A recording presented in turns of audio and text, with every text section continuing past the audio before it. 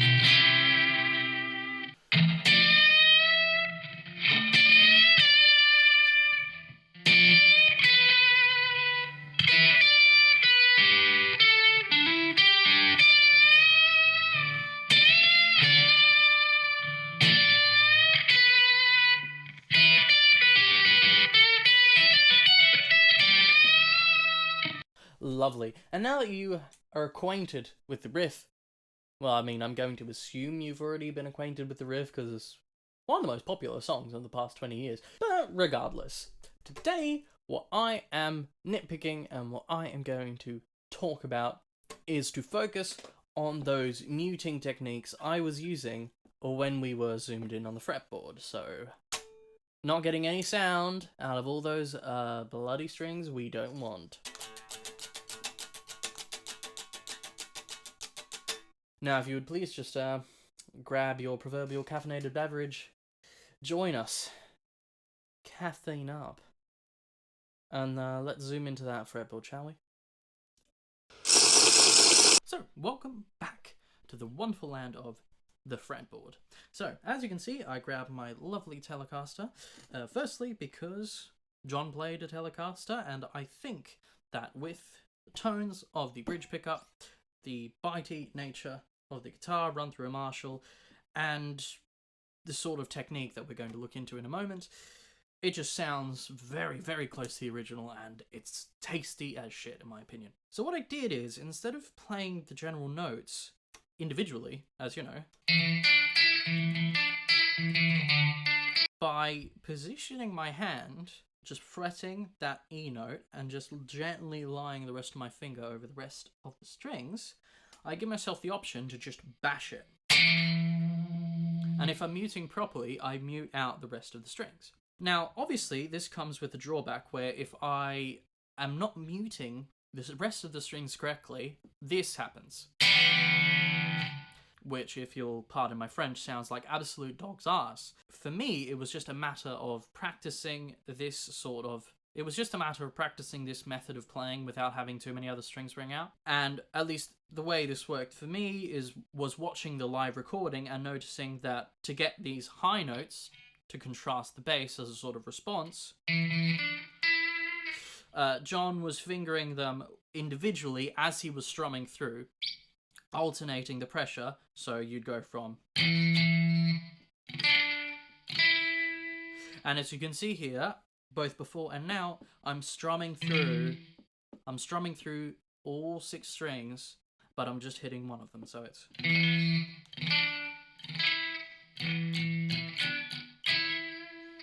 And that also gives you the ability to get those sort of reiki mutes in the middle and sort of go along with the drum kit in the background. And in my opinion, really helps you as a guitar player, well, A, keep rhythm, and B, just make it a lot easier, just stay neatly tucked within the beat, because you're constantly just kind of moving along with it. Can't Stop's name the song, so, you know, that's kind of the point. So as you could just see by a little trip rummaging up and down the fretboard, we are focusing on the very, very, very, very, very niche and specific muting technique that John Frusciante applies to the riff writing in Can't Stop specifically, which he inherited from the greats like Jimi Hendrix and adapted to his own specific percussive and kind of punky rhythm-based style of playing. Now, why am I going out of my way to recommend this style of playing rather than, again, the other approach I've seen, which is the individual note? We have the rhythmic bonus of playing, we have the ability to just rake through and play individual notes with a bit more oomph and a bit more power, which I think sounds a bit more like the original. But obviously I can respect the thought where you want to make it sound a bit cleaner, a bit more technical. I'm going mostly off live performances and what I think went on in the studio recording. To my ear, the studio recording sounds like it's using this sort of more violent technique, whilst at the same time using heavy compression, which I have on my little board down below, which you can't see just out of shot. This way, if I do it without,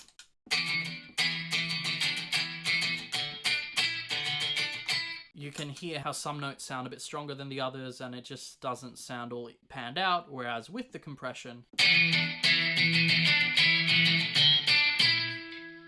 it just sounds a lot better. Playing like this at the same time makes the song easier to play, in my opinion, because going back to catch the D note, instead of catching it on this 5th fret of the A, it allows you to just use the open string and mute the other 5 with your other fingers.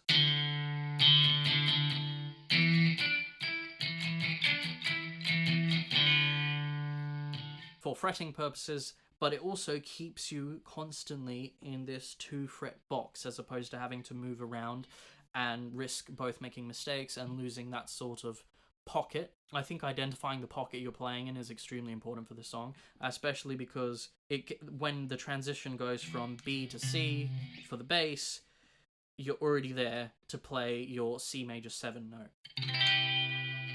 Now, in this process, I do realise, you know, I'm not a doof, I realise that in the very demonstration I made, there were probably a couple of instances where maybe I hit a couple of extra strings, but in my interpretation and the way I like playing and listening to the song, I don't mind that little bit of dirt, mostly because at the end of the day, these open strings are all in the key of E minor, which is kind of what we're playing around in, so I'm willing to excuse it. If you want to play a bit more cleanly, obviously, perhaps the other method is for you, but chances are, if you're here following what I'm saying, you like a bit of dirt and grime in your guitar playing. I would also argue that this way of playing the song is both more loyal to John Frusciante's playing style specifically, kind of getting that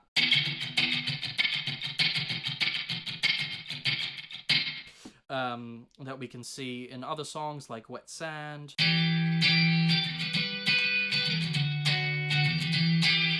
using some of those muting techniques in other places with still that kind of energetic, funky, old school John Frusciante type of right hand rhythm. So if you've never really looked at playing Can't Stop with this kind of weird way of going about the fretboard, I would consider at least giving it a try, even if it's not your cup of tea. This song for me was the song to get me into the thought process of muting strings as I play, and I think it's helped me a lot more than it's hindered me, if that makes sense. And the first song that comes to mind that put all these little techniques together for me was Sissy Strut by The Meters.